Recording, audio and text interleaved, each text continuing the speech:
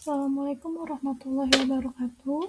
Saya Irba Hyuna Aurelia dari jurusan Komputer Akuntansi. Sebagai manusia, sebenarnya kita memiliki banyak sekali resiko, entah itu dari sikap ataupun dari perkataan kita. Begitu pula dalam kegiatan usaha, salah satunya dalam usaha perbankan. Kita bisa memiliki resiko, yaitu resiko kerugian.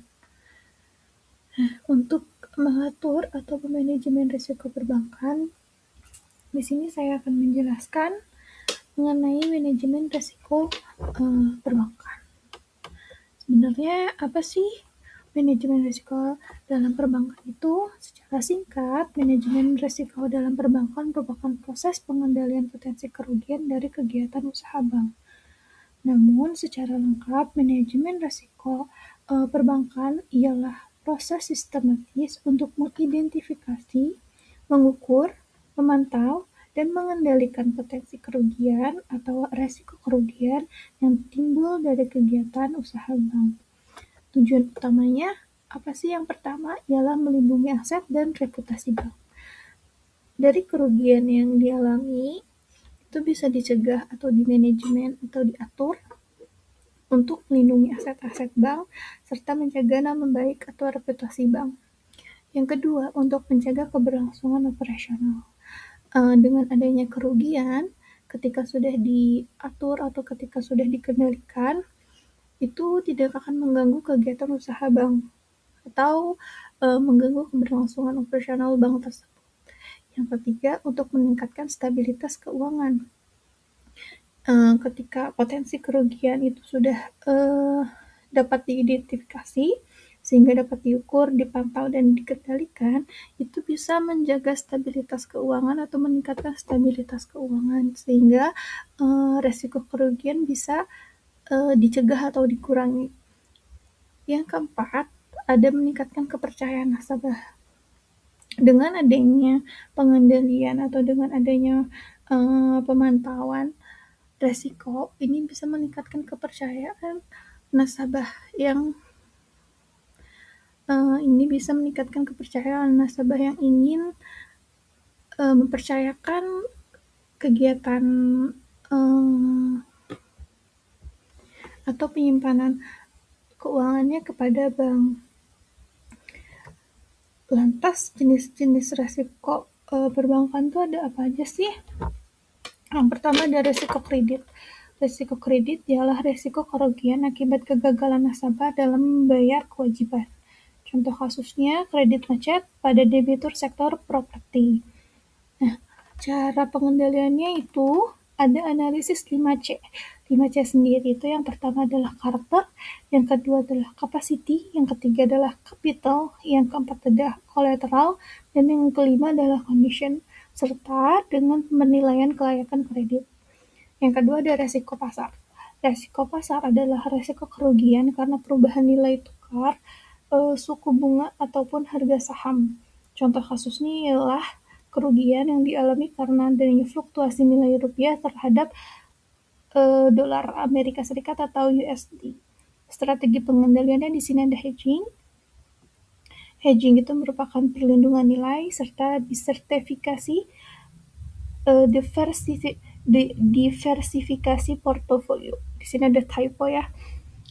Yang ketiga ada resiko likuiditas. Resiko likuiditas merupakan resiko ketika bank tidak mampu memenuhi kewajiban jangka pendeknya. Contoh kasusnya ialah ada banyaknya nasabah yang menarik dana secara bersamaan.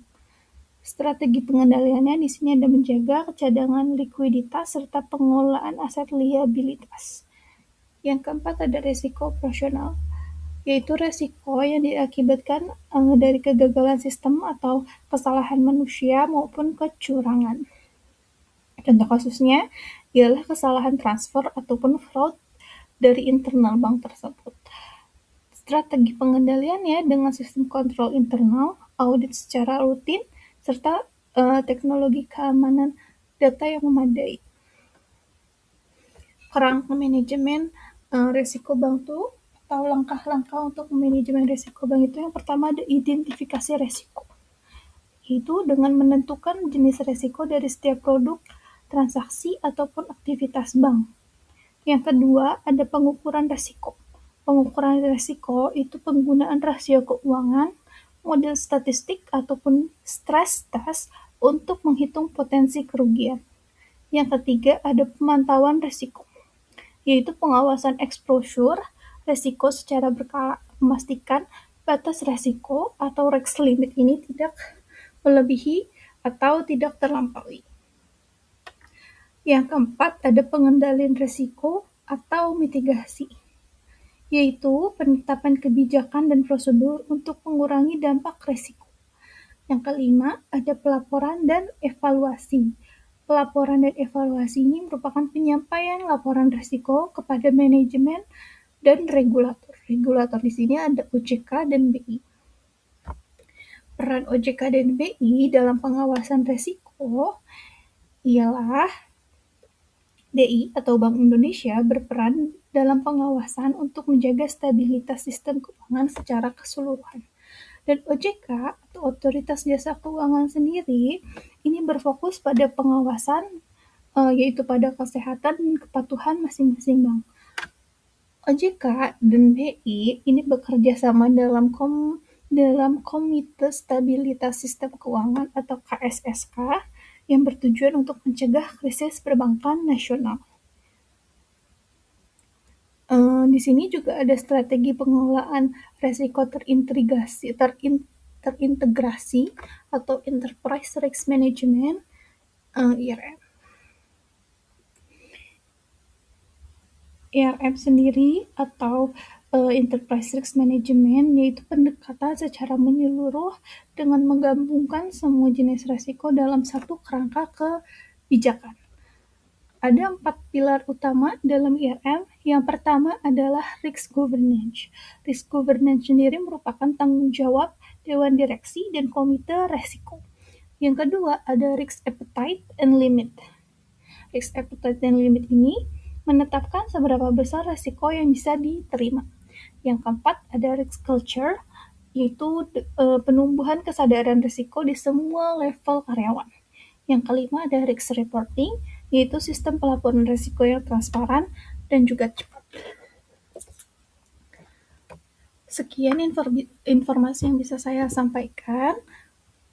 Kurang lebihnya mohon maaf. Terima kasih banyak atas perhatiannya. Wabillahi taufiq wal hidayah. Wassalamualaikum warahmatullahi wabarakatuh.